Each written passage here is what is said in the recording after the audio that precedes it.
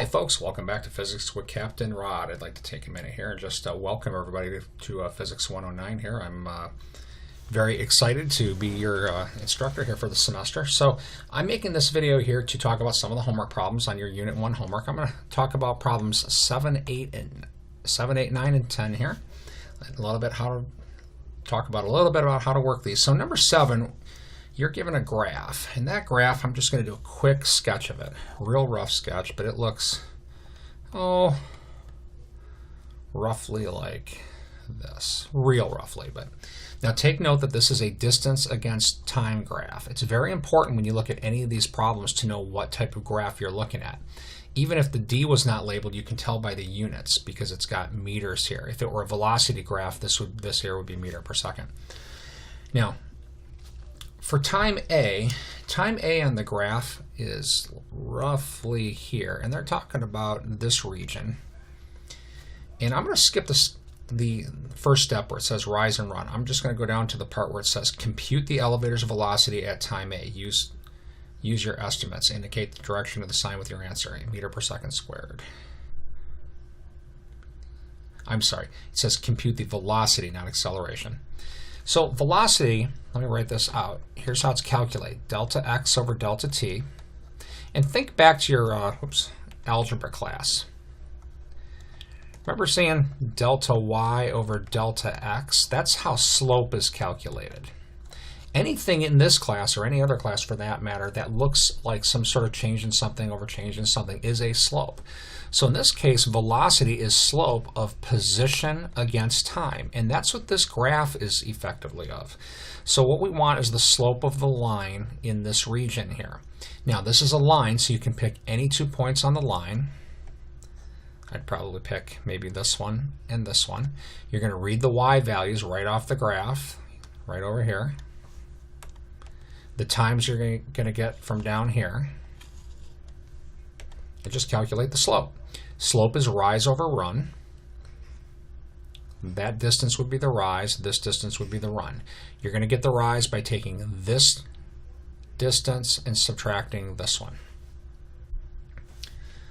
For part B, basically you're doing the same thing, except that for part B, we're right around here on the graph. Might be something like this point right here.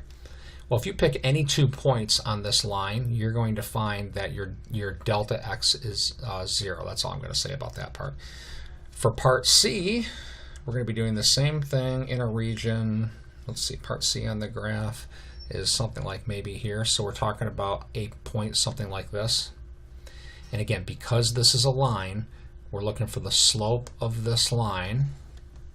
You can pick any 2 points on the line to find the slope. I'd probably use this one and this one. Now you'll notice this guy's got negative slope. Keep that in mind when you answer the question. All right, so that's pretty much 7 in a nutshell. Important points of that question are how to find the velocity from a position graph. That's definitely going to be on your quiz. Oops. Just figure out how to delete this here. All right, there we go. So let's talk about 8 for a moment. Let's see. It says a high-performance sports car goes 0 to 100 miles per hour in 6.4 seconds. So I'm going to write these values down. 0 to 100 miles per hour in 6.4 seconds. Now, your problem might have different values. I set the homework up so that all of us have different numbers. So we're going to have different answers. But we all have the same type of problems, just different values. I'll go ahead and just use the values I have in my examples here. So it says, what's the car's acceleration in meter per second squared? So we're looking for this, acceleration in meter over second squared. So the first thing I would recommend here is dealing with this. Our units have to be consistent here. We're going to want this velocity in meter per second. So I'm going to come over here and do 100 mile per hour, but instead of writing mile per hour, I'm going to write it really mathematically how it should be written, mile over hour. I'm going to go ahead and talk about how to do the unit conversion. Remember from my previous videos here, whenever you do a unit conversion, you're always multiplying it by a fraction. The fraction has to have units that kill off what you don't want, leave you with what you want. So if I want to get rid of this mile, My fraction would have to have miles in the bottom. I want to be left with meters. So I'm going to put meters up top.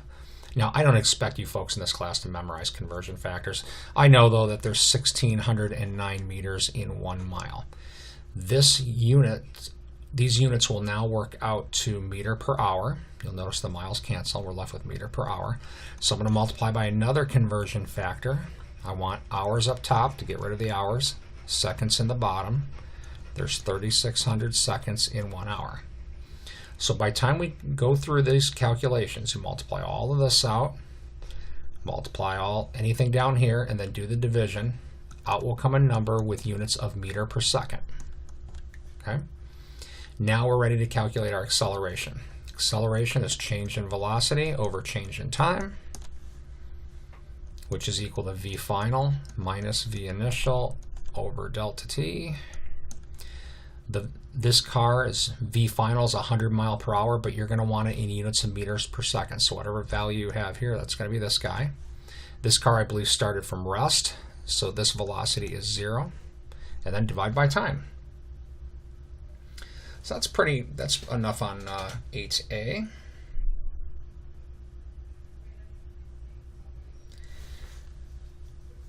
In part B here, I'm looking at this, I'm noticing my problem already did give this value, I guess, in my problem, 44.7 meter per second. So I guess if your homework problem already gives that to you, you can forego the unit conversion. Part B, same car can come to a complete stop from 35 meters per second in 4.3 seconds. Part B is very, very similar. They give you a different delta t, that's okay, and you're going to have a different delta v.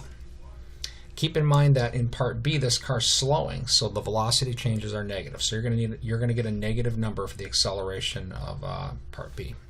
That's probably enough for number 8. Let's call that one good. Talk about number 9. A baseball goes from 0 to 40 in 0.18 seconds. That's pretty much the same exact problem. Right, they're looking for acceleration, so I'd probably start by writing acceleration as change in velocity over change in time. And honestly, the numbers, there's enough numbers here to just calculate your change in velocity, change in time, get a value. There's not much to that one at all. I guess I will comment part B where it says, what is the acceleration in G's? Okay, so that's kind of a slang term. Okay, if you have seen my video about gravitational acceleration, acceleration of gravity is approximately 9.8 meter per second, or I like to say, roughly 10 meter per second. These are pretty close. So if I had an acceleration of, say, 30 meter per second squared, you'll notice that's about 3 times this value. That'd be approximately 3 Gs. That's sometimes called a 3G acceleration. And again, that idea is the terminology 3G acceleration, that's just kind of slang is what that is. But that's how you get that value for B. All right, let's talk about number 10. Let's see, a rocket accelerates from rest to 58 meter per second squared. All right, so I don't need any of this anymore. So again, I'm talking about number 10 now. So number 10, we're given an acceleration. In my problem, it's 58 meter per second squared, or meter per second is a good way to write those units. And remember that acceleration is equal to delta v over delta t. And in number 10, part A, they give you a delta t. And it's just going to be a matter of putting that value in and calculating your delta v. For part B, where it says how long does it take to reach a certain speed, well, you're going to use the same acceleration.